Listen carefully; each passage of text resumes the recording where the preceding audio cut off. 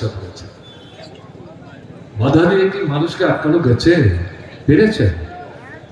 আপনাদের জানার জন্য বলছে, পুলিশ পরশুদিন সন্ধ্যাতে ইনসিস্ট করেছে দরখাস্তে লিখে দিন 3000-এর বেশি লোক হবে না। আরে এটা কেমন করে কথা হবে?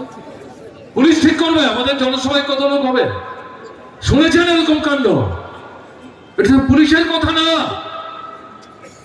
মন্ত্রিসভার রাজনৈতিক যে নেতৃত্ব, মুখ্যমন্ত্রী সহ তাদেরই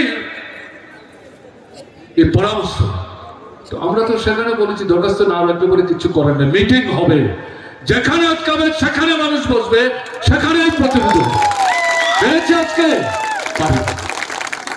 আমি যেটা বলি, এই পরিস্থিতি থেকে মানুষ মুক্তি চায়, শুধু মার্ক্সবাদী কমিউনিস্ট পার্টির লোকটা,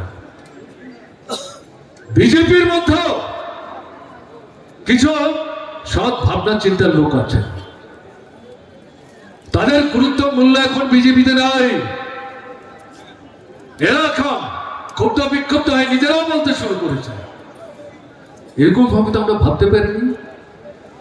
এটা কি চলছে? অরাজকতা চলছে, এর পরিবর্তন দরকার। এরা তো আমাদের সঙ্গে কথাবার্তা বলতে গিয়ে এই বিষয়গুলো বলছে, এ তো তৈরি করা কথা না। উদয়পুরে